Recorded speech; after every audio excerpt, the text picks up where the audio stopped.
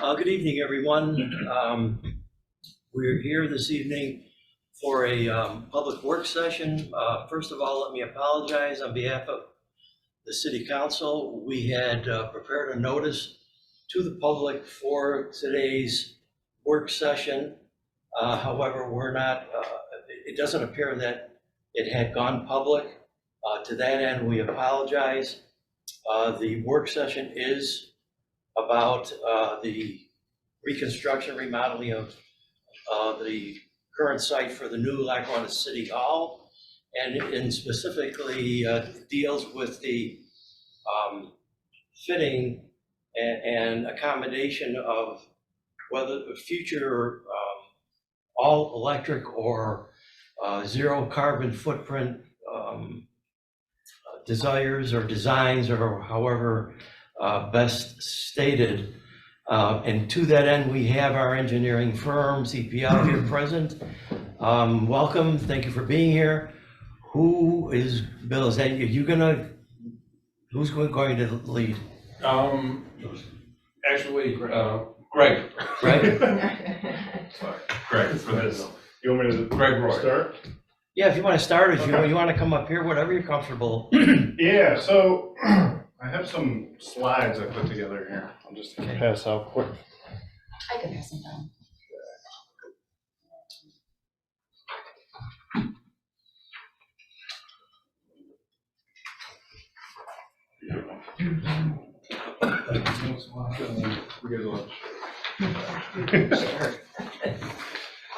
All right, so we have obviously been working on this capital project, and Jason has brought up some new mandates. I guess, as we know, New York is pushing the state very hard for electrification, renewable power, everybody's vehicle being electric, by 2035. So as part of that, there's been a lot of mandates put in place. So in talking with Tony, we went over some different things that would tie into the overall project. So there's really three components, and what I would call it is a sustainability master plan that kind of looks at everything for the city to align you with some of these state mandates that are coming down. So to start, if we go to the first slide, really this effort is based on the legislation called the Climate Leadership and Community Protection Act, and I've listed some of the key highlights as part of that. So the state wants to be 100% electric by 2040, which is, as I'm sure you all know, a very big lift. So we've been working with agencies, public schools, municipalities, you name it, on helping them kind of create a roadmap and how's this going to work. And as part of that process, we work very closely with all the utilities to kind of figure this out. So one thing that I hear, from our clients is the grid can't support it. But if you talk to the utility, they're like, well, the state's giving us money. Our revenue is based on delivery of power. So we're doing our best to, build the grid up as much as we can. So just putting that out there, we'll see what happens in 15 years. But they have been putting a lot of poles up, new transformer lines all over Lancaster. Yep. They're doing some along the way still there. Go ahead. I'm sorry. No. So they are doing upgrades. Yeah. Really, it's in their best interest to kind of get ahead of this, because if the state's going to require everything electric, their revenue is based on delivering that power to the end user. So it's really in their best interest to make sure that happens, so they're not in a revenue loss. So just highlighting a couple things that are part of that. The big one is 100% electric vehicles by 2035. And with that, there's a lot of planning that goes around putting in an electric vehicle infrastructure to support your current fleet. So that's, your plow trucks, DPW vehicles, police, fire, emergency. I mean, it's a heavy lift. So as part of this, this kind of master plan that we've put together hits on some of those areas. So the first part of it, and actually there's kind of just a quick summary on the next couple slides here, is starting with an energy audit of the entire city. So this would be looking at all your building infrastructure and looking at ways to reduce that demand on your natural gas and electric use. So that's going to be things like LED lighting, building automation controls, looking at, you know, a lot of what we're doing nowadays is heat pump or VRF, variable refrigerant flow technology, which relies on a heat pump to deliver heating and cooling in a building. And a lot of times that may need to be supplemented. So as part of this capital project, it probably makes sense to look at, you know, if this has to be done in the future, do we do it now? What are the, you know, pluses and minuses now versus later down the road? And that's what this study would address. So that's the first part. The second part is the citywide electric vehicle assessment. So that'd be looking at your entire fleet, all the locations where we could fit in electric charging infrastructure and what it would take to get there. So it's a complete roadmap of electrifying your vehicles. Greg, can I just ask a quick Sure. question? The charging structures for these vehicles, will they be tied into the grid like electrically, like where our homes are tied in now?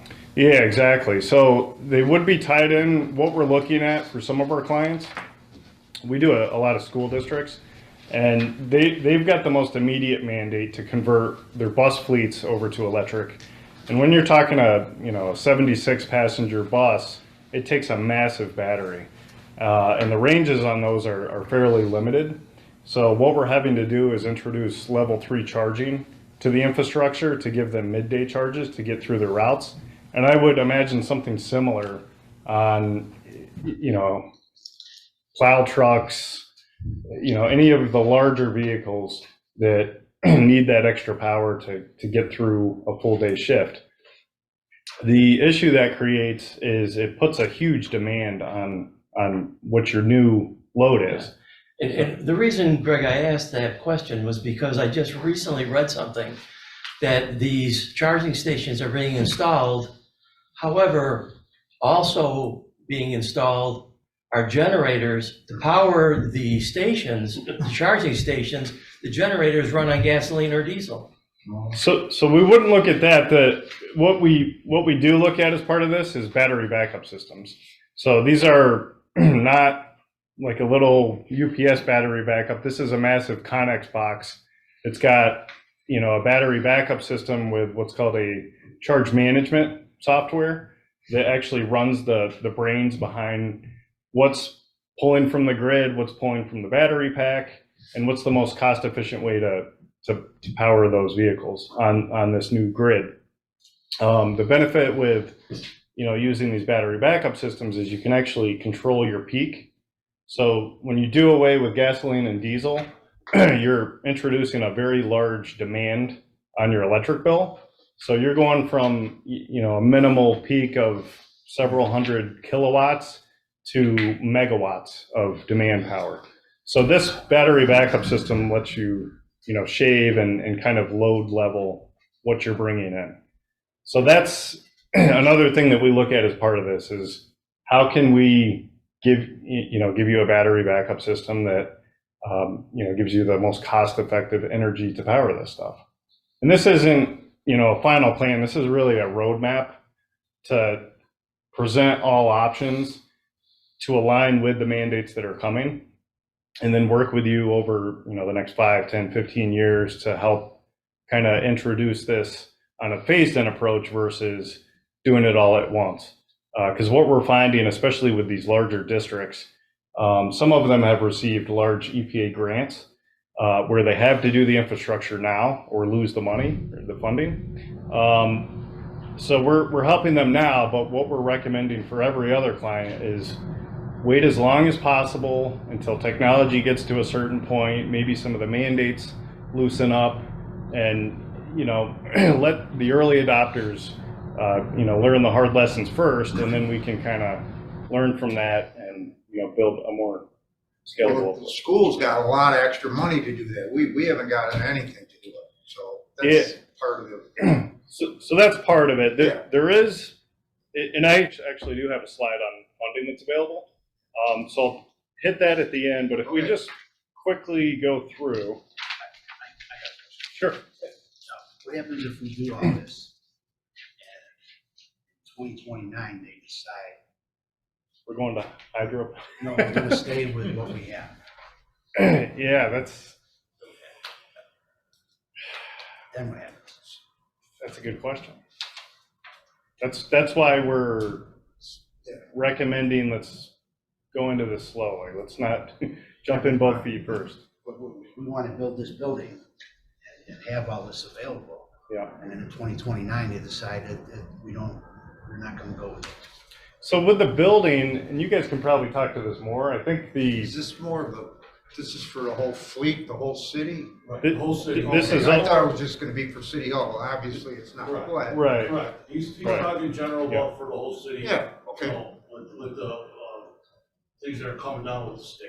Yeah. As far as the one building that we have, we'll talk about that when Greg is on his. Yeah, and the building that we're looking at upgrading, we can look at new technologies that meet these electrification guidelines. It is a good technology. We're actually doing it proactively with a lot of our clients now because there's a lot of benefits. I don't know if you guys are looking at, I don't know the full scale of the project, but VRF is obviously something that we look at with projects where you can actually heat and cool at the same time. There's other benefits to the system. So as part of this, we would look at all those options to see what's going to be the most cost effective now and later. Rather than implementing a system and then you get near those milestone dates and then you have to rip everything out and put it back in. Something different. So one concept that works really well for municipalities is called an energy performance contract. And I think the city's done one in the past. Okay. So there's no limit to how many times you can do it as long as you can find the savings. Our role in a performance contract is acting as the owner's rep. So running solicitation, reviewing proposals, giving the council recommendations on who we think is the best candidate, and then putting specifications together and design that we have to hold them to, including what's actually in the contract. So that's kind of the role we play with that. I probably don't need to go too far into this, but really the idea is we're leveraging utility and operation savings to reinvest back into the city's building and possibly transportation fleet. And then it pays for itself over 10, 15, 20, whatever the term is over for the project. We are looking at these battery backup systems as part of this because we can really put a tight control on how the electricity is taken from the grid and what hours we're taking that electricity and using it back in certain infrastructure. Those savings can self-fund over a period of time. So that's something, as part of this, we would look at different options. How is this, how can we fit this into a project where maybe it self-funds versus, having to spend, more funds to do something now. So that's, one concept we can explore further. We can skip ahead past this next page. The electric vehicle fleet slide. So this is just kind of an outline of what we look at as part of this process. So the first is to do a routing assessment. That's to look at the routes of the different vehicles, track mileage, fuel use, and then take that data, convert it to what the available EV vehicles can range, and then apply a factor, a load factor for what we're going to need on the charging side. And then we take that data, give it to the utility. They come up with an engineering analysis that says, okay, based on this routing assessment, we estimate that we're going to need this level of power coming in. There may be new primary meters, transformers, the infrastructure related to that. And then we would put together a preliminary site plan of what that might look like. And then from there, we'll figure out what incentives are available, which is the next slide, and then put a final, include this in the final report. So you've got your demand piece, your EV infrastructure, and then the last piece is the mandates and how all this aligns with the mandates that are coming. So this last slide here, grants and incentives that are available. So NYSERDA is the agency that does a lot of the efficiency incentivizing, and they'll pay up to 50% of the cost of a master plan like this. So that would be, if the city decides to move forward, we would, file the application. Once approved, we would, begin our auditing work to start collecting data and putting this stuff together. There's also incentives from the utilities right now, which it's estimated once the funds run out, and this is on utility infrastructure side for electric vehicle charging. They'll pay up to 90% the cost to bring that new power over that's needed for the city. So this would be things like utility-owned transformers, any piping, conduit, trenching that needs to be brought to certain spaces. So that gets 90% covered. And then there's what's called a 30% ITC credit from the federal government. Traditionally, this was a tax credit for developers on the solar photovoltaic side. But now with the battery backup systems, the government is actually doing a direct pay option where they'll pay municipalities directly 30% the cost to do a system like this. So the battery backup systems would fall under this program. So up to 30% of that infrastructure could be covered by the government. And then there's a new grant called the EECBG, which is it's basically a block bid grant, which cities over 35,000 had been pre-assigned or allocated an incentive total. Because Lackawanna is under that threshold, there wasn't an assignment, but there is another allotment of funding as part of this grant that you can go after through a competitive bid process. I wouldn't necessarily recommend that, but there's going to be similar programs continuing to roll down as part of this multi-trillion-dollar package that the government put out. So over the next several years, there's going to be lots of these grant opportunities available.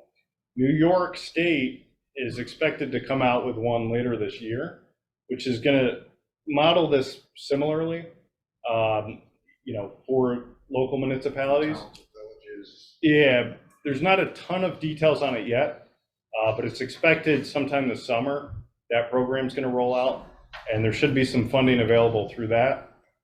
The Environmental Bond Act was I think it was $4.2 billion fund that was passed last year. That's going to include some additional funds for municipalities. I think the total climate portion was $1.5 billion. So there's going to be a portion of that carved out for municipalities. So that's another option that's available. And then the EPA just put out a $27 billion financing package where they're going to be offering low interest rates, longer terms, and some additional grants as part of that to help fund some of this stuff. So there's a lot of money that's going to be coming down. It's estimated that it's going to be on a first come, first served basis. So while we don't recommend jumping right in, maybe, on a phased approach, grab what we can now where it makes sense and just kind of keep our ear to the ground on what's coming and, how the city can take advantage of those funds and, slowly get some of these upgrades going. Greg, and I may be wrong on this, but isn't there a building as you come down the Niagara section of the expressway, and you take the Church Street exit, is that Blue Cross Blue Shield? And they're using the old gas facade, old gas building facade. Weren't they supposed to be a zero carbon footprint initiative? Do you know? That I'm not sure of. I'm I not too remember sure. years ago reading something like that when they were in constructing all this. And I would just think maybe there's something to learn from their experience there too.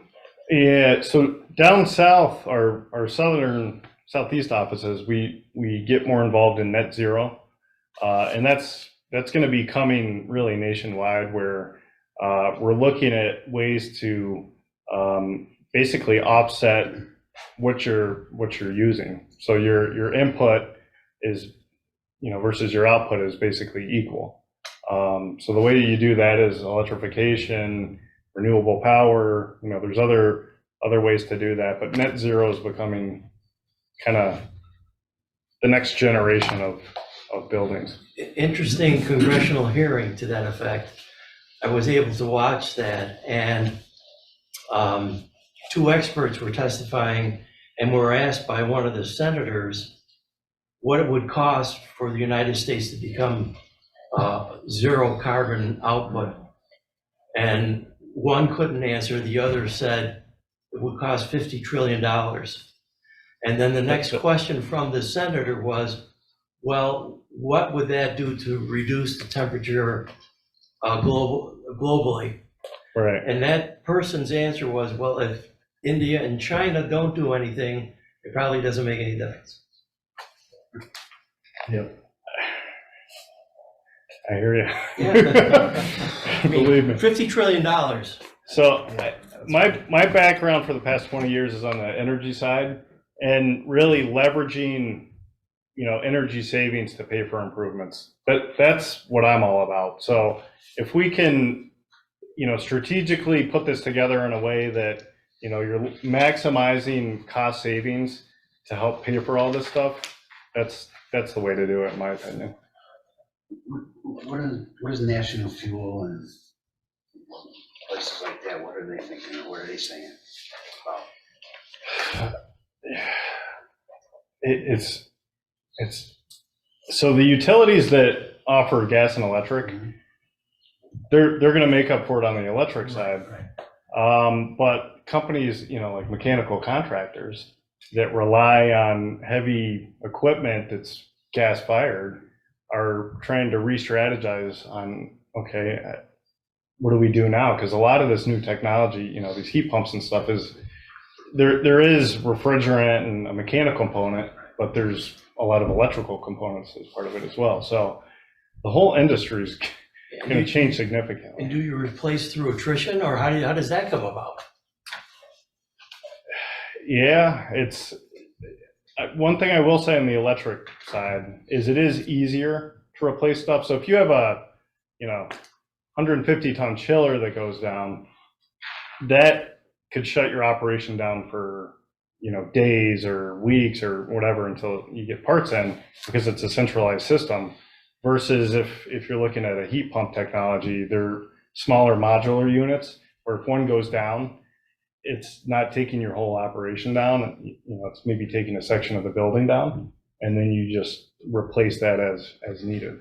And if the grid goes down or the power goes out because of weather or accident or whatever, are we then looking at battery backup instead of, gas generated Generac type deals attached to your house, or so that's where the industry's headed with the battery backup systems. Yeah. They got little kids digging all the candy off and for the batteries, lifting them, slave labor. Terrible. Another question, what about safety? So that's a major component as well, because it's, this isn't your traditional, in the instance of a vehicle fire, the fire department can't come out and spray it down with water, because that obviously creates a potential for shock. So there is training that goes with it. There's different techniques as part of, introducing a system like that. So training is a big component, and the maintenance, that's another big piece. Your traditional internal combustion engine mechanic isn't going to be stripping down engine blocks and doing rebuilds, changing spark plugs, things like that. It's going to be more focused on, changing brakes and suspension components and, kind of driveline stuff, more of the other maintenance type stuff. An environmentally friendly aspect of this whole thing, is it accurate, for instance, when you take the windmills, the blades on the windmills have a lifespan of what, 20 years? And is it true that there's no way to dispose of them? So what's happening is they're creating landfills to bury these things in, and they will exist for centuries in our soil? So I'm not sure about the wind turbines, but yeah, this creates a whole new set of problems. Sure. How do we get, when you're talking lithium ion batteries, you're not just tossing them in the landfill, right? Yep. So it's this, I've made the comparison back in the early 1900s when Ford introduced, the Model T and the early production vehicles and was going from horse and buggy. This is almost similar to that, where it's a complete revamp of how the transportation system works. Yeah. And we're right at the start of it. Yeah, sure. I mean, it would seem that it's going to be necessary, and we should do our part to clean up the environment. But in the same vein, let's not create new problems by doing it, right? Agree. So really, our stance is look at everything now, create a roadmap to, we're not sure what the state's going to come down and say, if they're going to cut special funding or, what's going to happen, but at least you have kind of done the initial steps to say, okay, we've investigated this, we've got our roadmap laid out, we're starting some of this early stuff to kind of dip our toe in it, and then just kind of watch what happens in the industry and, take it day by day, really. And to what you're saying, a lot of the things that Governor Hochul is proposing, for lack of a better phrase, on a wish list, has to be approved by the state legislature. And there may be significant pushback on that. So these items, these target dates may not even be realistic. Right, yeah. Yeah, we may get to year 2030 and they're like, there's just no way. To me, the biggest thing is infrastructure. Sure. If you go to any office park, any shopping center, anywhere, you have like a small number of charging, which is typically level 2 charging, which isn't going to give you a whole lot of range by the time you leave 2 hours later. So that's all that's out there now. It has to be vastly, different to be able to support this stuff. And, another thing is microgrids. So in the city down in Brooklyn, there's been some pilot projects where they've actually set up basically a future fuel station where there's maybe 30 to 40 fast level 3 DC chargers, and it's tied to a battery backup system. So at night when Con Ed's energy is at the lowest cost, they charge these battery backup systems, and then during the day, on peak when it's a lot more expensive, they're pulling power from those battery backup systems. And as the customers put their credit card to fuel up their vehicle, that creates a business model for a developer, where they're leasing these systems over a period of time.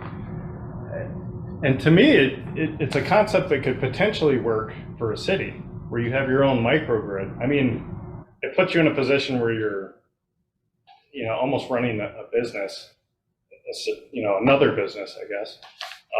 But it is a concept that could potentially fall under, this energy performance model, where you've got the infrastructure that's paying for itself through the revenue that's generated over X amount of years, but you're also providing charging needed to employees, city infrastructure, public.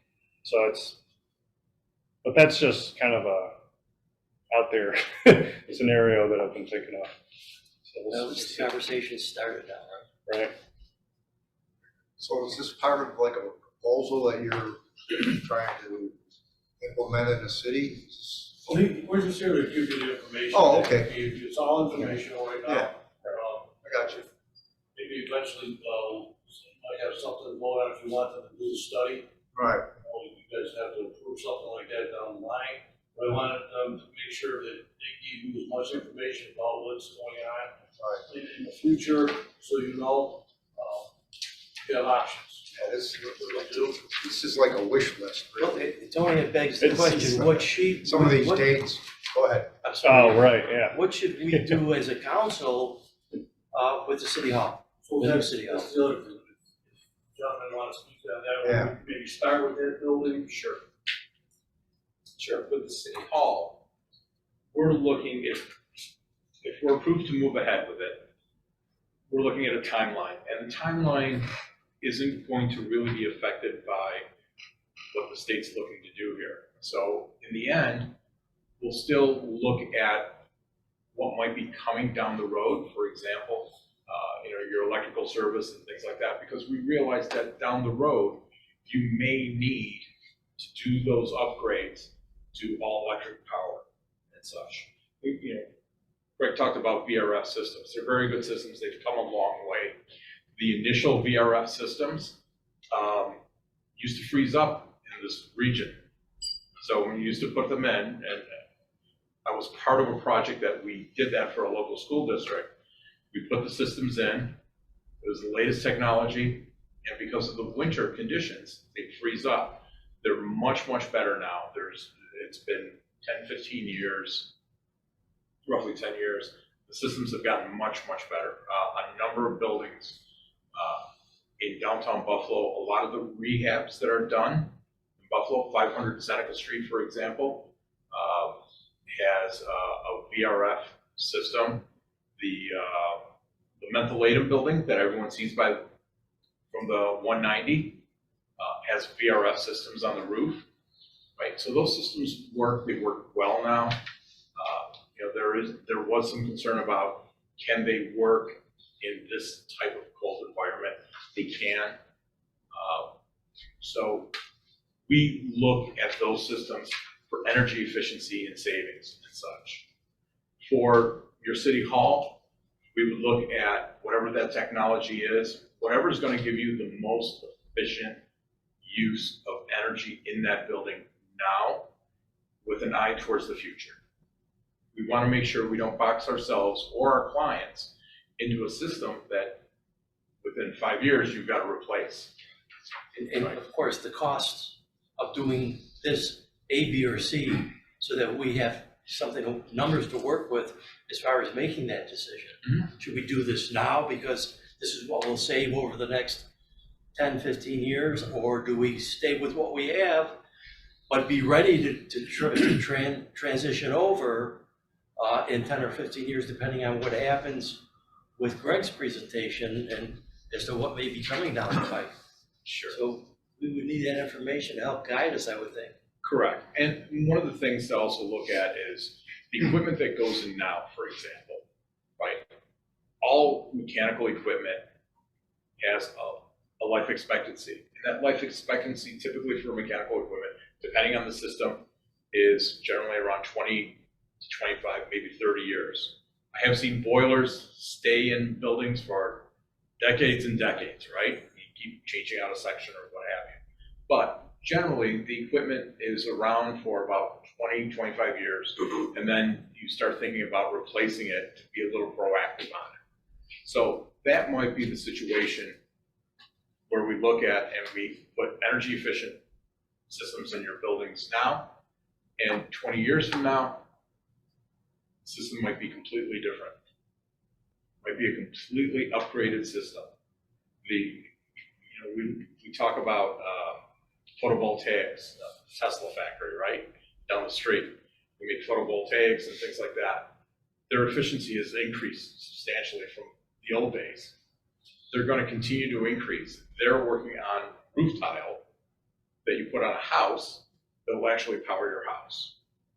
right? So there are advantages and disadvantages. We need to be able to look ahead for you, give you all the information and say, okay, here's the pros and cons of each system.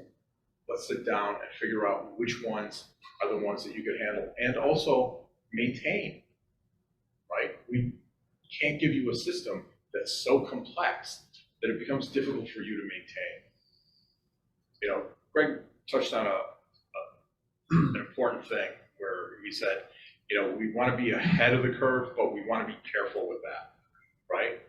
I've always said, on my end of things, I always want to be innovative on your buildings, but I never want my clients to have serial number 0001. Let someone else figure that one out. There are a couple of things, you know, when we talk about EV cars and such, you know, we look at, you know, everyone's going to be driving an EV by 2030, 2035. There's a lot of issues that they still need to work out with those. Ford, for example, has pulled their F-150 Lightning off the market right now, right? They still haven't figured that out. Chevy is pushing back when they're releasing their EV. Now, keep in mind, both manufacturers have had EVs on the market for years. So there's a lot moving right now on this stuff. What we want to do is we want to give you as many of the tools, as much information as possible, so you guys can make an educated decision for the immediate future, for the future down the road. Yeah, I don't think we want to put all this electrical stuff in. When further down the road, if we're forced to do it, there's gonna be money from the state to pay for it. You know what I mean? I don't want the taxpayers of Lackawanna paying for this. What you might want to do now is, like, if you're thinking down the road, you might, at the new city hall, you might want charging stations at the city hall. Oh, yeah. What you might do is Well, that's put in different, yeah. conduits, you know? Right. And you can always have the conduits there, you'll know that they're there, they'll be on the drawings, and you'll know that they're there, and Tony will know that they're there, Yeah. hopefully Tony's predecessor knows that they're Yeah, there. I ain't worried about And, charging the vehicle, you know, I'm talking about the whole building, you know? Yeah, and that's what I think Bill's getting at, is we have to make it right size for what today is, but also look to the future to understand, like, what might be in the future that we could maybe switch these things out without as much of an impact to the building. Yeah, I think our last night, we did the nice sort of thing the last time, and they told us to switch to gas in this building. We got electric here. So now we're going the other way around. Well, Yeah. I'm old enough to remember the oil embargo in the 70s, right? Oh, Where people were pushing their cars to the gas stations and stuff, right? So, well, when you look in situations like that, right, everyone changed from electric heat to gas heat because of the efficiency. And now you can put a furnace in your house that's 98% efficient. Yeah. Right? Electric is just as efficient, but we have challenges in this area. You know, the issue of the generator and such. You know, you look out the weather tonight, out the window, someone's gonna lose power tonight. Yeah, and forgive me for being flip, right? But the argument was, how do you make electricity? Well, you make it by turning turbines. How do you turn the turbines? Well, you use coal or some kind of fuel to boil water. So now we have nuclear power, and that's just a sophisticated way of boiling water, It is. right? And, So and, where's the technology? and You're just heating water to turn a turbine. yep. Or you use the power of the water, such as Niagara Falls, Yeah. to turn the turbine. Unfortunately, we don't get the benefit of that No, electricity. we don't. Does New York City. So I have heard that the only way to really accomplish New York's goal of renewable by 2040 is to recommission some of these nuclear plants. Because Is that right? Oh, yeah. yeah, I mean, It takes 10 years, 12 years to get one of them online. Yeah. Nuclear plant. You know, it takes 10 years to do it, so. yeah, And then you it's a got weird the time. waste, then you got all the waste to consider too. You know, what do you do with it? Supposedly, Bury it someplace? Texas. you can't believe everything you hear, but I did hear Bill Gates has some technology he's been waiting to introduce that actually uses the spent rods to create power.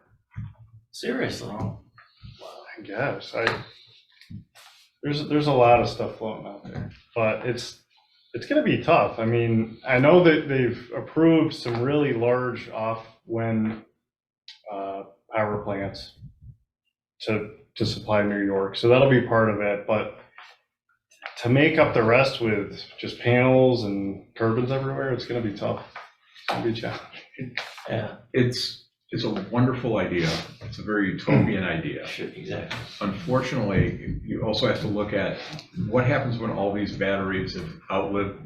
You know, I mentioned mechanical equipment 20, 25 years. What happens when the batteries die? You know, I recently went and bought a gallon of paint and they charged me 99 cents for the can. Right. And they said, well, it's an environmental thing. Oh, do I bring the can back to you guys? No, we don't care what you do with it. We just want the 99 cents because the state's going to charge us 99. Is there any discussion about having certain historical sites that are preserved in a fashion where implementing these changes would compromise their historical value? Is there any waivers or grandfathering of these historical sites? Is there a discussion at least? It typically with SHPO, they don't get involved in the mechanical systems of the buildings. They look at it as, they're looking at it as, what's the aesthetic of the building? Does the aesthetic of the building change? Typically with mechanical systems, for example, if you work in a school district, any building that's over 50 years old, you have to send something to SHPO. And once that 50-year mark hits, SHPO's antenna goes up. So you have to notify them that you're doing something. And what will happen is with mechanical systems, they really don't care because they're mechanical systems, they're infrastructure. What they care about is the color of the panels on your building. Your windows, oh my God, windows are just horrific for them, right? Things of that nature. They care about that. They care about if you're putting up an addition, what does the addition look like compared to the existing building? Mechanical systems, electrical systems, lighting, things of that nature, they don't care at this point. That's not to say that they're not going to in the future, right? But right now, it's not on their radar. All right, well, any final comments for our consideration, or what do we do next? So one thing I was going to suggest is, I think it was last week, we collected a bunch of information, utility data, things like that. Once we compile all that and kind of get a sense of what the scale of this would be to put an assessment or master plan like this together, I can give Tony a number of what the cost of that would be, and then show you what the NYSERDA contribution piece would be. But I don't think it would be terribly expensive, especially with the NYSERDA piece. But once we gather that data, I can put a number together, share it with Tony, and then kind of go from there, if that makes sense. Yeah, it does, thank you. Okay. Well, we thank you for, again, all your efforts. Been a great help to the city and our council. Any of the council members have any other questions?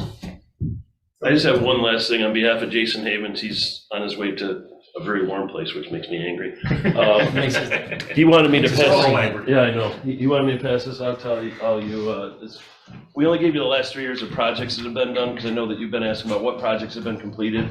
And then there's another letter you kind of drafted that gives you the timelines for certain projects, like large road projects and your library project, the timelines that are involved in the design and construction of them. Excellent. Just so you have it for your information, because I know that it's probably important to you going forward. Yeah. All right. I got one question. The NFTA uses on their buses, they're electrical? Who's that? NFTA, the buses in Buck. They're electrical? Are they electric? I think they're hybrid. They're hybrids? I think Okay.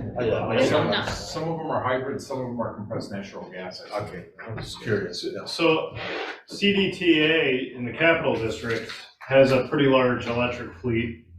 And I'm buddies with the head mechanic down there. And went down to talk to him, and he's like, man, these things are a headache. He's like, we were like the first public transit in New York to get them as a pilot. Yeah. And they've had a lot of issues, but they've, you know, that's going back 3 years, so they've made a lot of advancements since then. But they were, and that's, you know, kind of proves the point of don't be the early adopter, let somebody else Gotcha. fail and, Yeah. and learn their lessons, right? You know, since you're engineers, one last question. Wouldn't this all make more sense if we were to convert to the use of hydrogen as a fuel versus electricity? The Hindenburg. Certainly more prevalent and cleaner. Well, what the government is saying is better, you know, EVs are to a point where it doesn't make sense to try to transition to another technology. They claim they're cost effective, the infrastructure is gonna be there, it's gonna be funded, and that's the direction they wanna go. But Toyota, so they just released a couple new models, their new Tundra and their new Sequoia, which the new Sequoia averages like 10 mpg, which is unbelievable. But Toyota's also experimenting with hydrogen. So I think they're putting their chips on different technology when this potentially blows up at some point. Yeah. So we'll see. Good question, though. That's okay. Hey, John. I think what Greg I said, thought it we're was not gonna late. speak I for knew the you were the government. first one. Unfortunately, we have to. Well, thank Thanks you all for having very us much. tonight. Very enlightening. Thanks for all your help as always. Absolutely. Thank you, everyone. Thank you.